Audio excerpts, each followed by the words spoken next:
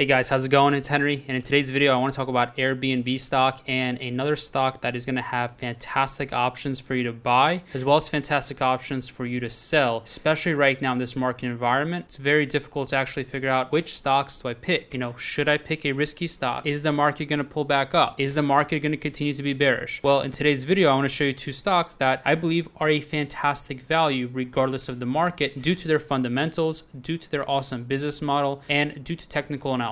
The first stock is Airbnb. This stock is down 43% in the past 6 months and 55% from its peak price of $207 per share. As an investor, I like this discount, but only when the stock has long-term value. If I have a chance to build a discounted position in a company with massive long-term return potential, then I'm going to do that. And you can see I started selling put options on Airbnb already. But honestly, buying call options is just as viable at the 98 strike price. Getting into a January call would give a call option 6 months to grow. I'm going to show you the exact risk and return profile of this trade shortly. Airbnb reported the best quarterly sales and earnings performance in the first quarter, and it's likely that these type of results will be very strong for the rest of 2022. Yet, if you look at the stock, it's moving in the opposite direction. I'm confident the momentum is going to shift, and I can see the stock being worth $130 per share or higher than that at some point in the end of 2022 or in the early innings of 2023. As the pandemic restrictions lift Airbnb, it's positioned to grow its revenue significantly. From the end of 2020, Airbnb made $3.3 billion, and now they're sitting at double that in 2022 at $6.6 billion.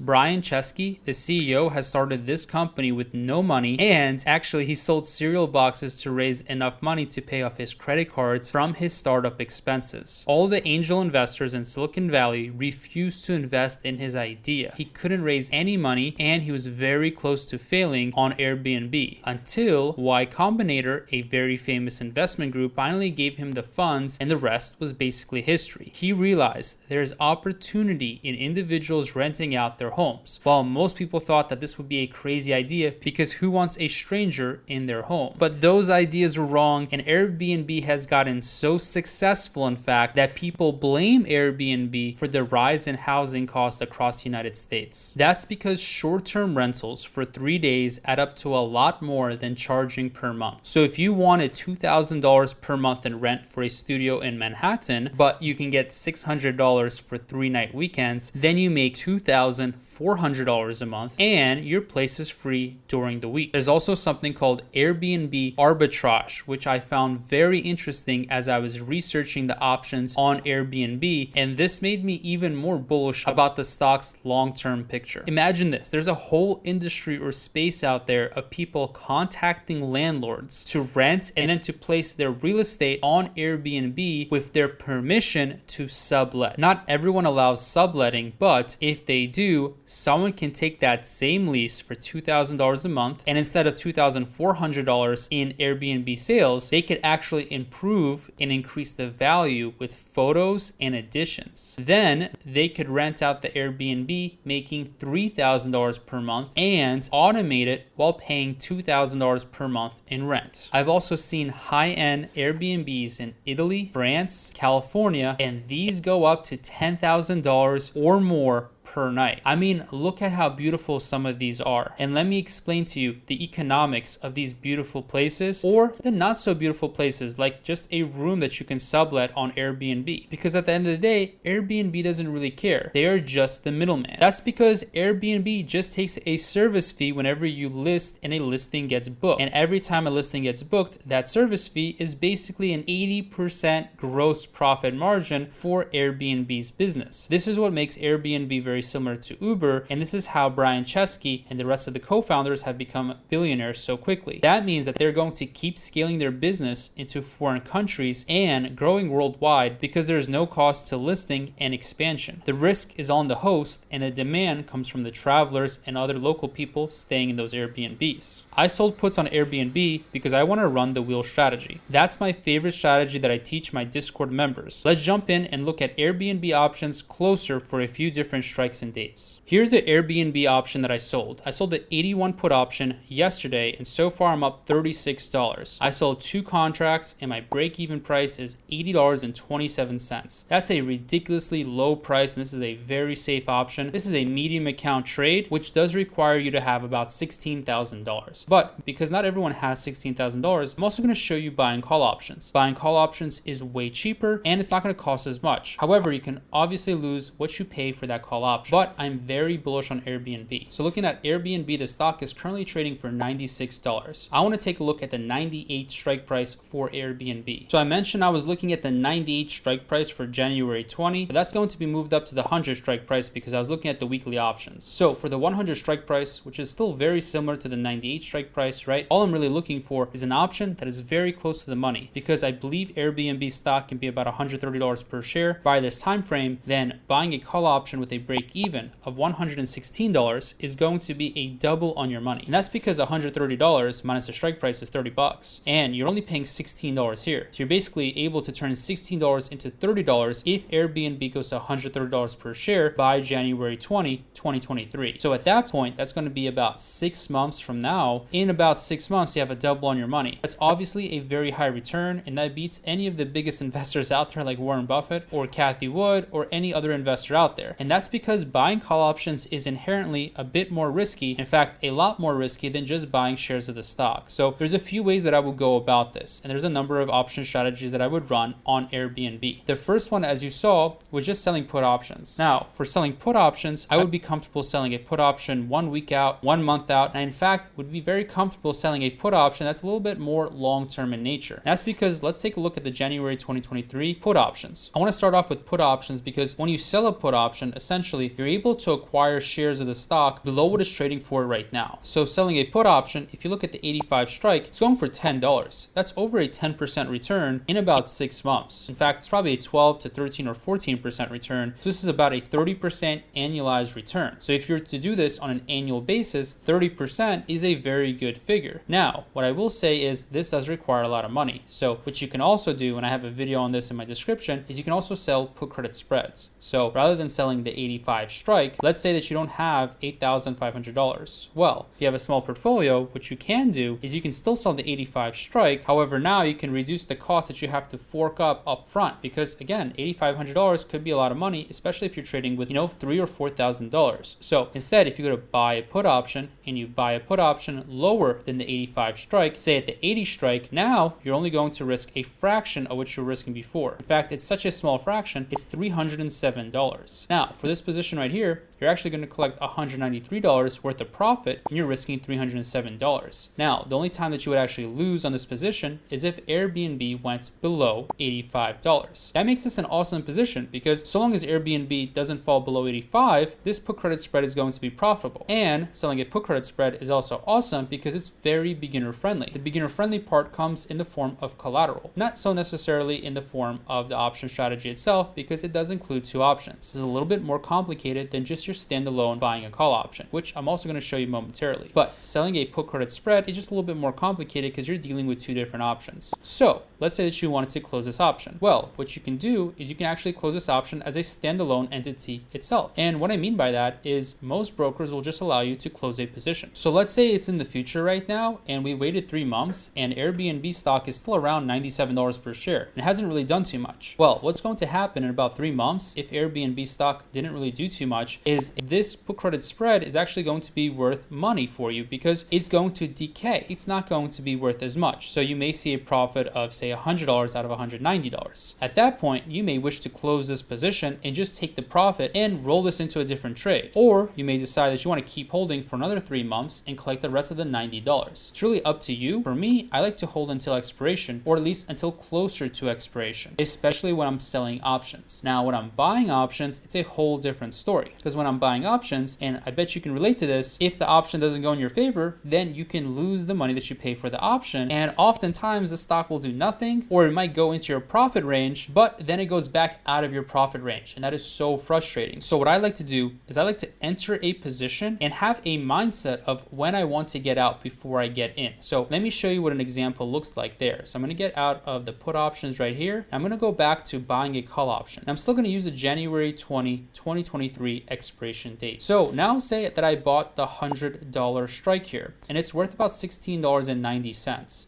So from this point on, let's say that Airbnb went up. It went up to about $110, and that happened in 1 month. So if Airbnb stock went up by $10 in 1 month, then what I would do there is I would evaluate how much I am up on the option. My goal is to be up about 50% on a position when I get into a position, and that position is a risky call option. So what that means is when this option is trading for about $24 or even $25, at that point, I'm going to sell off the option and take profit. So if you're buying at $16.90 and it goes from $100 to $110, this is what's likely going to happen. So if I expand the $100 strike here, you will see that the delta is 0.57. That means that the delta is actually going to show us how much this premium is going to go up. So for example, let's say that the stock went up by $10. Well, the stock went up by $10, but how much did the option go up? Well, actually you do $10 and then you multiply by the delta, which is going to be $5.70. Okay? So that's what delta is actually measuring. It's measuring how much this option is going to change. So if the stock goes up by about $10, this option is going to go up about $5.70. Now, I need this option to go up by about $8 to see my target return of about 50% on a risky call option like this. So $5.70 is not quite where I want it to be. However, something that you will notice is the current stock value is $97. So in fact, it's not going to be $10, it's going to be about $13. That's because $110 minus the current share price of 97 is $13. $13 times 0.57 is going to be a lot closer to my $8 mark. So at that point, I would look to cut this position. So you see how I have that mindset of when I'm looking to get out of this position before I even get into it? For me, that's going to be $110 per share. However, there's another strategy that I would go around with buying call options. So for example, rather than selling it for a profit of $110, let's say that this is a small position for you. Let's say you're not dealing with a small account and you just want to go for bigger gains. At that point, you can actually ride this option higher. So long as the momentum is positive and Airbnb is rising, you can wait for the option to go to $120 or even higher than that and keep riding this call option until the momentum changes. So for me, it's really important to see when momentum changes, and I use a few different technical analysis indicators for that, like RSI and the Bollinger Band, which I frequently teach in my Discord community, where your fellow friends and investors are watching me trade on Mondays and Wednesdays and seeing how I'm actually getting in and getting out of different positions. With that being said, I do want to talk about Palantir Stock as well. This is a stock that I've been very successful on selling put options on a weekly basis, and this is very small account friendly. I know a lot of people are trying to grow a small account out there, and Palantir is a fantastic stock because it's under $10 per share. So even if you sell a put option, it's going to cost you less than $1,000. For me, I sold the 8.5 put option as well as the investor community on Discord, and so far we're up about $10. Now, I decided to sell 10 contracts. So for me, that's $8,500. However, if you just opt to sell one contract, that's only an $850 risk and you're collecting about $12.